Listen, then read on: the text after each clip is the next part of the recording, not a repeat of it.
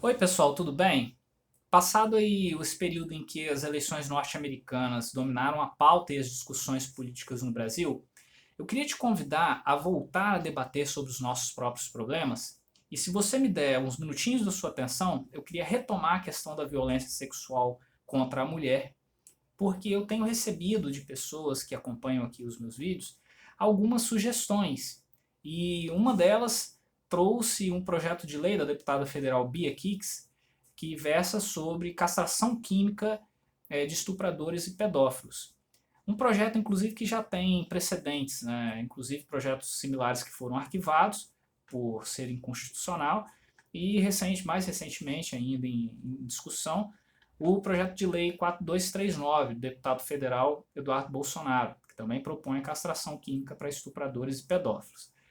A princípio, ao olhar para esse projeto, e eu não vou me deter na questão da castração química em si, porque eu não sou médico e eu não sou técnico dessa área, então não vou aqui ficar dando opinião técnica se funciona ou não funciona, eu vou deixar isso para as pessoas que têm mais capacidade técnica para opinar, e vou me debruçar sobre dados e estatísticas.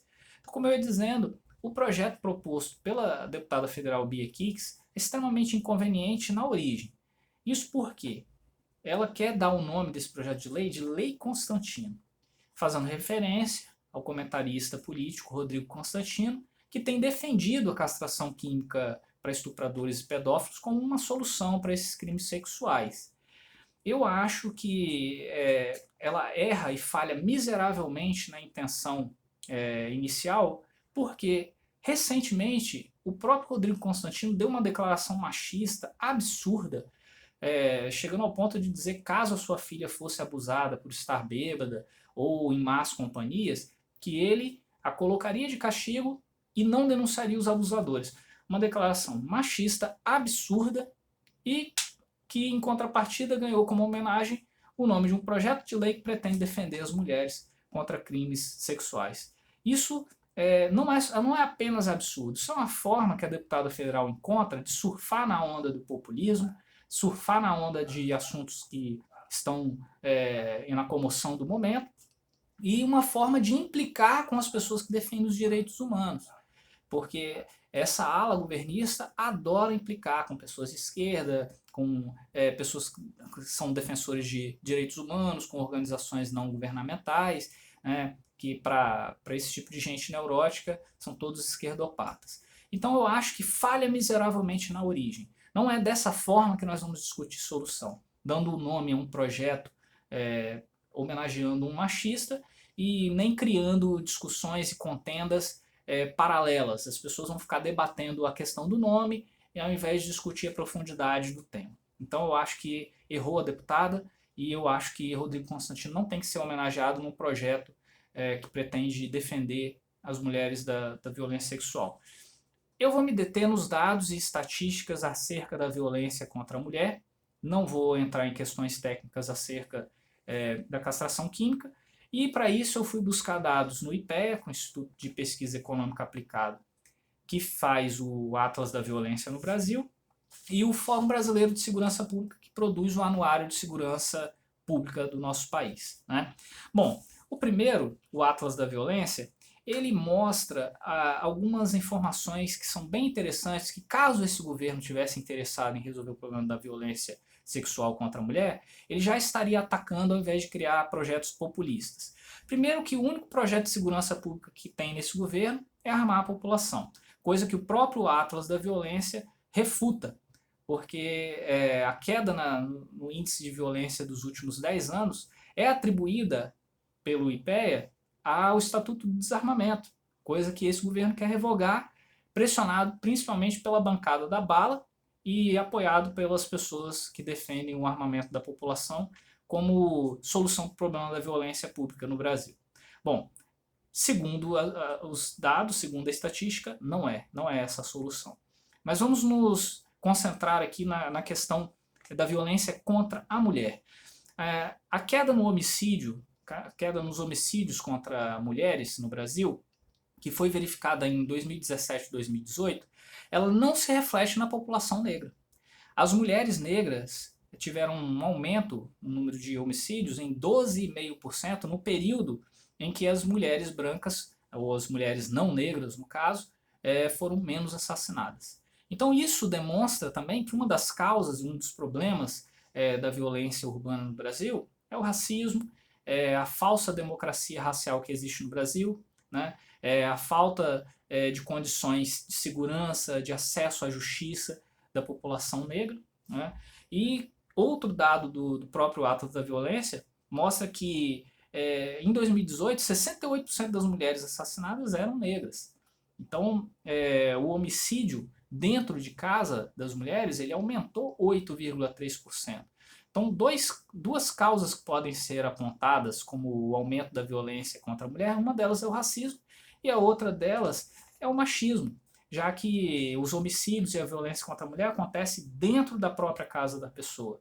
Então a gente não está falando aqui em armar a população externamente ou armar a população dentro de casa para se defender de criminosos externamente, mas estamos falando aqui de proteger as mulheres de duas coisas que são estruturais no nosso país. Uma delas é o machismo e a outra delas é o racismo. Então, se o governo quisesse olhar realmente para as estatísticas e para as informações para produzir segurança pública, os dados estão disponíveis. Ao invés disso, quer dialogar com a sua base de apoio, com as pessoas que aplaudem, com os sectários que aplaudem qualquer discurso populista que faça bem aos ouvidos. Então, um governo ele não pode dialogar com as pessoas apenas com base no que elas querem ouvir. Ele tem que olhar para aquilo que é produzido de estudo, de informação e de dado estatístico no seu país. Ao invés disso, esse governo tem atacado os estudos, os pesquisadores, tem negado a ciência e isso, como consequência, traz a total ausência de um projeto de segurança pública que realmente defenda as mulheres desse tipo de violência, né? Outra informação agora, já no Anuário de Segurança Pública, dá conta que no Brasil aconteceu no ano passado um estupro a cada 8 minutos. São mais de 66 mil mulheres estupradas no nosso país. Quase 60% dessas mulheres tinham menos de 13 anos. Cerca de 11% tinham menos de 4 anos de idade. Então, olha só, a violência sexual acontece muitas vezes dentro da própria família, dentro dos lares das pessoas, e proteger as crianças, os adolescentes e as mulheres passa também pela educação sexual, pela proteção da criança, quando ela começa a conhecer o seu próprio corpo, quando ela começa a entender e ter orientação sexual para se defender desse tipo de crime.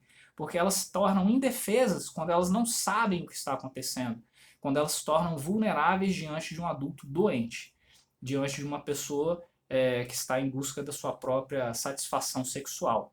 E muitas vezes essas pessoas, até mesmo castradas quimicamente, não reduzem o seu ímpeto pelo crime, continuam cometendo outros tipos de crime sexuais contra crianças e adolescentes. Então, a solução para um problema complexo não pode ser simplista.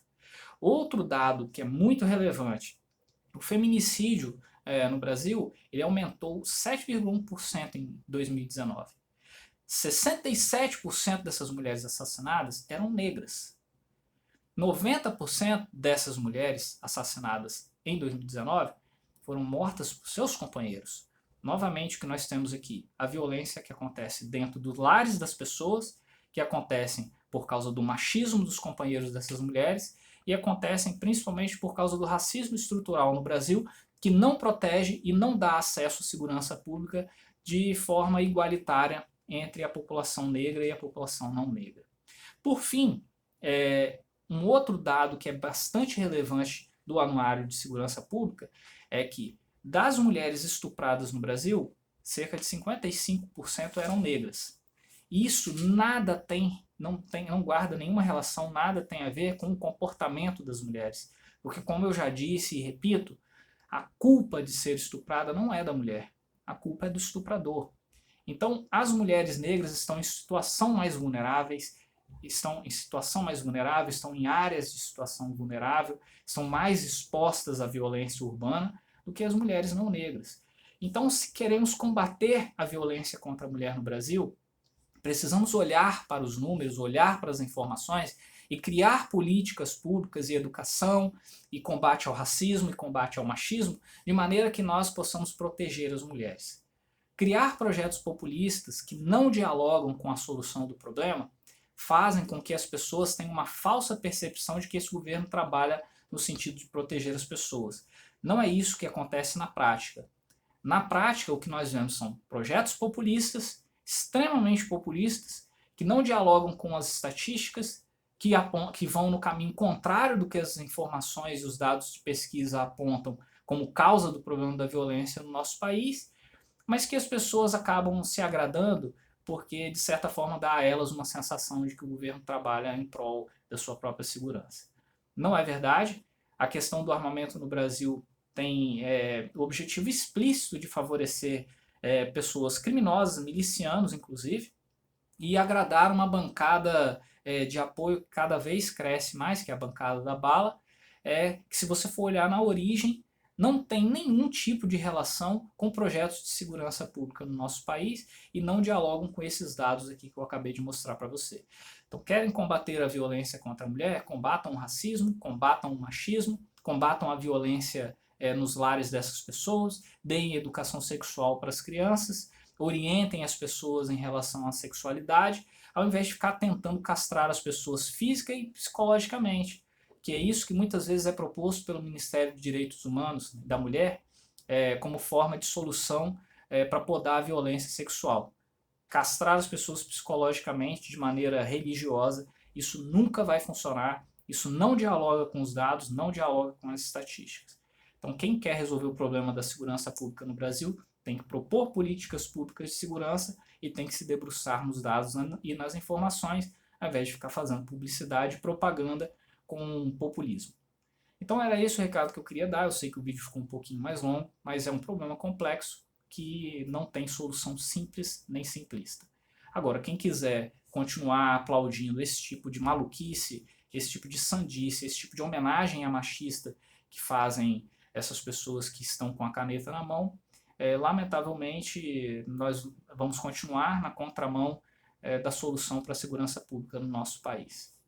Era isso que eu queria dizer. Um abraço a vocês, fiquem à vontade para comentar. Se puderem divulgar esses vídeos para criar um debate ainda maior, eu fico muito grato. Forte abraço e até a próxima.